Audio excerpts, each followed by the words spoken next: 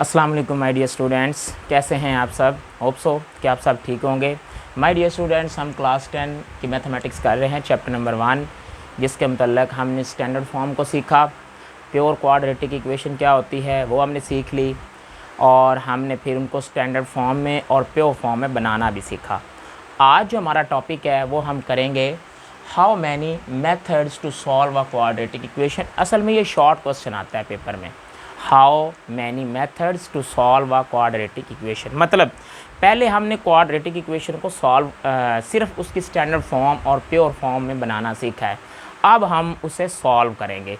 Solve करने का क्या मतलब, मीन उसमें छुपे हुए वेरिएबल की अब वैल्यूज़ निकालेंगे।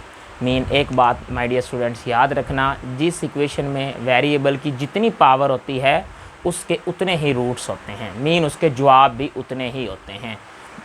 तो हम अब सीखते हैं कि क्वाड्रेटिक इक्वेशन को सॉल्व करने के कितने मेथड हैं। सबसे पहले मैं स्टैंडर्ड फॉर्म लिख दूं, हमने पहले भी सीख लिया है। स्टैंडर्ड फॉर्म कुछ इस तरह है क्वाड्रेटिक इक्वेशन की, ax² + bx + c = 0।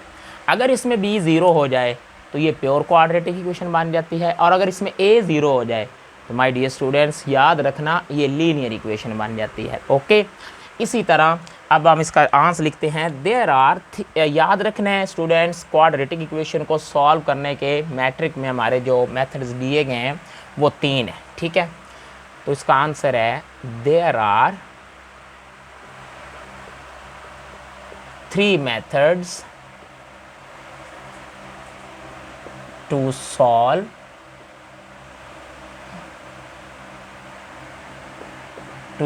अ क्वाड्रेटिक इक्वेशन। कितने मेथड हैं, ये एमसीक्यूज भी आ सकता है। How many methods to solve a quadratic equation, तो आप टिक किस पे लगाएंगे, 3 पे। 3 मेथड्स हैं। नंबर 1 वो है माय डियर स्टूडेंट्स याद रखना, बाय फैक्टराइजेशन। नंबर 1 मेथड कौन सा है, बाय फैक्टराइजेशन। इसे हम बाय फैक्टराइजेशन सॉल्व कर सकते हैं, जो कि आप 9th क्लास में बड़ी डिटेल से फैक्टराइजेशन सीख चुके हैं।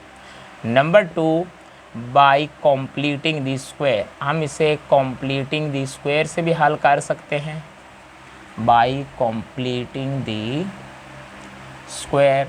और नंबर 3 जो लास्ट मेथड है, बाय यूजिंग क्वाड्रेटिक फार्मूला।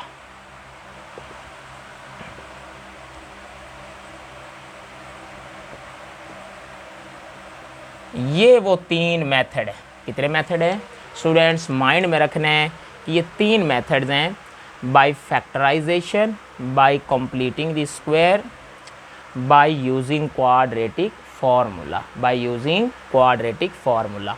तो आज जो हम करेंगे वो पहला मेथड है, उसके कुछ क्वेश्चन करते हैं। बाय फैक्टराइजेशन जो पहला मेथड है, और वो हमारी एक्सरसाइज जो है, एक्सरसाइज 1.1 इसका क्वेश्चन नंबर 2 है, और उसका हम फर्स्ट पार्ट अब करते हैं कि बाय फैक्टराइजेशन हमने उसे कैसे सॉल्व करना है। तो वो हम लिख लें। तो पहला पार्ट है my dear students, x² - x - 20। ये देखें, ये पहला पार्ट है, x² - x - 20 = 0। स्टूडेंट्स इससे हम अब हमने सॉल्व करना है। सॉल्व करने का मतलब, अगर कोई आपसे पूछे कि सॉल्यूशन सॉल्व करने का मीनिंग क्या है, तो उसे आप यही जवाब दें कि उसमें छुपे हुए वेरिएबल्स की वैल्यूज़ निकालना, मीन उसके रूट्स निकालना कि जवाब क्या है उसके, जो x उसके अंदर है, y है, जो भी वेरिएबल है उसके जवाब क्या हैं। तो असल में जो जवाब हम निकालते हैं ना, आंसर निकालते हैं, उसमें छुपे हुए वेरिएबल के, ये इसका सलूशन होता है। ओके, तो अब हमने इनमें वैल्यूज़ निकालनी है। तो स्टूडेंट्स सबसे पहला जो स्टेप आप किया करेंगे, आप इसे पहले स्टैंडर्ड फॉर्म बनाएंगे। क्या बनाएंगे, स्टैंडर्ड फॉर्म। अगर स्टैंडर्ड फॉर्म बन जाएगी तो फिर फैक्टराइजेशन का प्रोसेस शुरू होगा, और वो आप 9th क्लास में मिड टर्म ब्रेक सीख चुके हैं कि हम किस तरह करते होते हैं। हम ऐसे करते होते हैं माय डियर स्टूडेंट्स। अब ये स्टैंडर्ड फॉर्म में मौजूद है, तो हम क्या करेंगे, इसे बाय फैक्टराइजेशन सॉल्व करते हैं। हम इन एंड वैल्यूज़ को आपस में मल्टीप्लाई कर देते हैं, इन वैल्यूज़ को, तो इसका आंसर साइड पे लिखते हैं। इनको एंड से मल्टीप्लाई करें, इसके साथ माइनस है, तो माय डियर स्टूडेंट्स ये आया -20x²। याद रखना एंड वालियों को, आप 9th क्लास में ये सीख चुके हैं, आपके टीचर्स ने आपको सिखाया होगा। अगर एंड वालियों को मल्टीप्लाई करने से जवाब किस में आए, तो हमने इस दरमियान वाली को दो रकमों में तोड़ना है। कितनी रकमों में? उन टूटी हुई वैल्यूज़ को मल्टीप्लाई करें तो यही 20 बने जो हमने एंड वालियों को मल्टीप्लाई करके बनाया था, और उनको प्लस माइनस करें तो ये दरमियान वाला बने, मीन उनको ऐड करें तो सेंटर वाली वैल्यू बननी चाहिए। एक बात याद रखना, एंड वालियों को मल्टीप्लाई करने से अगर जवाब माइनस में हो तो जो दो रकमें हमने तोड़नी है वो एक माइनस में होगी और एक प्लस में होगी। अब आप कहेंगे कि सर हमें कैसे पता चलेगा कि हमने माइनस में कौन सी रखनी है और प्लस में कौन सी? तो आपने सेंटर वाला साइन चेक करना है। इधर देखिए, इधर माइनस है तो आप बड़ी वैल्यू माइनस में रखेंगे और छोटी प्लस में। तो आपने बड़ी में से छोटी निकाल लें तो इधर 1x बचे और उनको मल्टीप्लाई करें तो 20 बने। तो 5 4 20, 5 को 4 से मल्टीप्लाई करें तो 20 बनता है, और 5 में से 4 निकाल लें तो वो 1 बचता है। तो ये दो हमारी वैल्यूज़ होंगी, तो वो आएगा x² माइनस 5x प्लस का my dear students 4x minus 20 वैसे का वैसे, यानी ये दरमियान वाली रकम दो रकमों में टूट गई। जब ये स्टेप हो जाता है तो हम दो में से कॉमन लेते हैं। इनमें से कॉमन है x, जब x कॉमन आया तो बाकी बचेगा x माइनस 5। इन दोनों में से कॉमन है प्लस का 4, तो ये भी आया x minus 5 is equal to 0। मतलब यानी ये दो वैल्यू सेम होनी चाहिए। अब ये देखिए फिर दोबारा कॉमन है, इधर भी है इधर भी है, इसे कॉमन निकाल ले। x माइनस 5 कॉमन आ गई तो बाकी क्या बचा? x plus 4 is equal to 0। My dear students, यहाँ पे आप लोगों ने एक बात समझनी है कि दो वैल्यूज़ मल्टीप्लाई होकर जवाब कितना ला रही हैं? 0 ला रही हैं।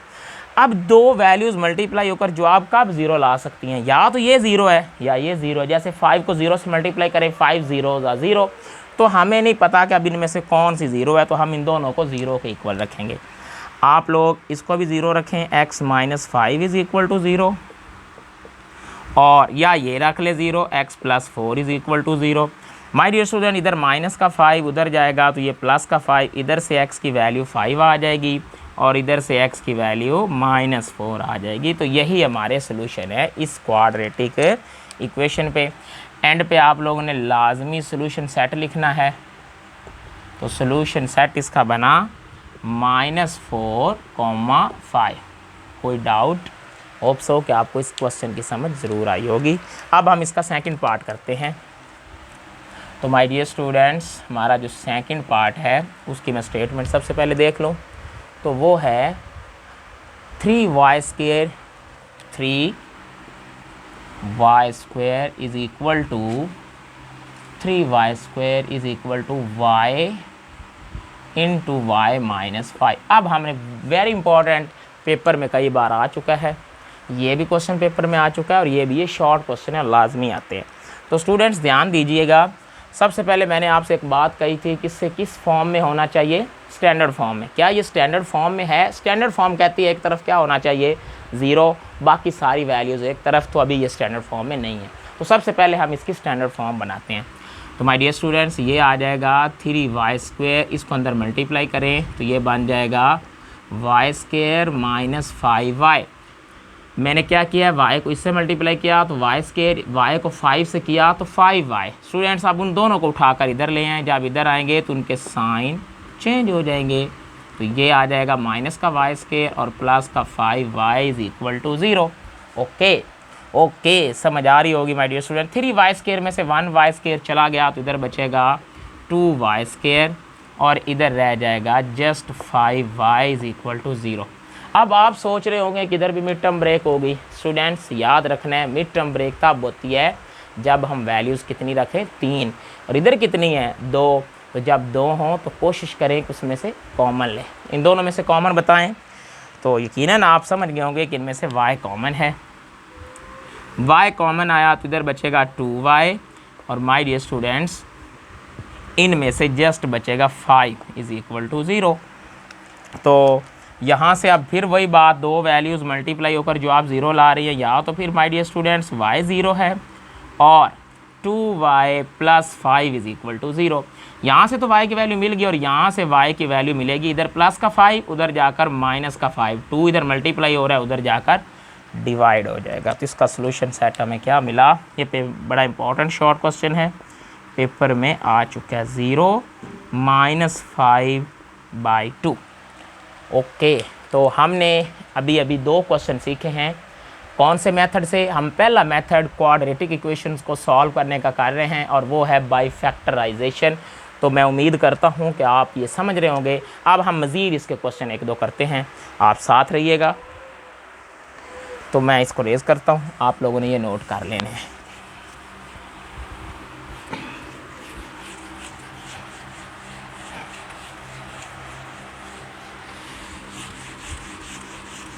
तो स्टूडेंट्स अब हम इसका नेक्स्ट क्वेश्चन करते हैं, वो मैं देख लूँ नेक्स्ट कौन सा है।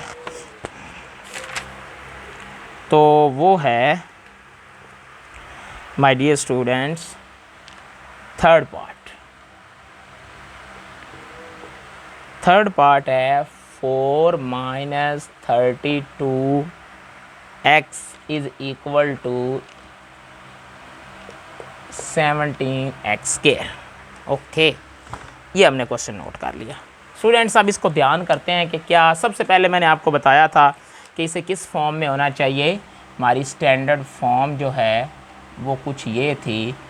स्टैंडर्ड फॉर्म आप लोगों ने याद रखनी है, ax square plus bx plus c is equal to 0। हमने इसे पहले उस शक्ल में कन्वर्ट करना है। क्या ये है उस फॉर्म में? यकीनन आपका जवाब ना में होगा, क्योंकि एक तरफ 0 बनाना है। तो अब मैं क्या करता हूँ कि ये जो 17x स्क्वायर ये इस तरफ है। माय डियर स्टूडेंट्स, मैं इन दोनों को उठाकर इक्वल किस तरफ ले जाता हूँ। कुछ बच्चे समझते हैं शायद मैं इसको लाया हूँ, या हालांकि जाएंगे ये एज इट इज़ आएगा, और आप लोग समझ रहे होगे कि शायद ये इधर आ गया। ऐसे नहीं है, ये यहाँ पे सिर्फ स्टेप शुरू किया मैंने, इधर ही लिखा। ये जब उधर जाएंगे उधर इनके साइन चेंज हो जाएंगे। ये 32x प्लस का हो जाएगा और ये माइनस का 4 इज़ इक्वल टू 0। अब चेक करें क्या ये स्टैंडर्ड फॉर्म के साथ मैच हो रही है? ऑफ कोर्स हो रही है। तो अब इसके अंदर रकमें भी 3 है। तो अब हम इसे बाय फैक्टराइजेशन सॉल्व करना चाहते हैं, तो हम इसे किससे करेंगे? मिड टर्म ब्रेक से। तो कैसे करने हैं मैं आपको सिखा चुका हूँ। लास्ट वैल्यूज़ को आपस में करें मल्टीप्लाई, तो ये मेरे ख्याल में बनेगा माइनस का 64x स्क्वायर। तो मैंने कहा था जब लास्ट वैल्यूज़ को मल्टीप्लाई करने से माइनस का आंसर आए, तो हमने जो दरमियान में 2 रकमें तोड़नी हैं वो एक तो होगी प्लस में और एक होगी माइनस में। तो अब बड़ी प्लस में होगी, छोटी माइनस में होगी, उनको मल्टीप्लाई करें तो 64 बने, और बड़ी में से छोटी निकालें तो 32 बचे। तो मेरे ख्याल में आप लोगों के भी माइंड में आ गया कि रकम एक बड़ी है। तो आप देखें, आप इसे फैक्टराइजेशन से भी ढूंढ सकते हैं, लेकिन मैं डायरेक्ट लिखने लगा हूँ। वो बनेंगे जी 34 प्लस में और माइनस का 2। देखिए 34 में से 2 चले जाएं तो 32 बचेगा, और इनको मल्टीप्लाई करें तो 68 आना चाहिए। सॉरी बच्चों, इधर मैंने क्या लिखना था? 68। ओके, तो ये 68 बनेगा, और साथ माइनस का जो 4 है वो वैसे का वैसे आ जाएगा, इज़ इक्वल। जब ये स्टेप हो जाता है तो दो में से कॉमन, इन दोनों में से कॉमन है 17x, इधर बचेगा x प्लस 2, इनमें से माइनस का 2, तो इधर बचेगा x plus 2 is equal to 0। अब x प्लस 2 इनमें से कॉमन आ जाएगा, बाकी बचेगा 17x minus 2 is equal to 0। अब हम क्या करते हैं, इन दोनों को एक दफ़ा रखते हैं इक्वल 0 के, तो हम देखते हैं क्या बनता है इनका आगे। तो स्टूडेंट्स इसे अब हम मुकम्मल करते हैं।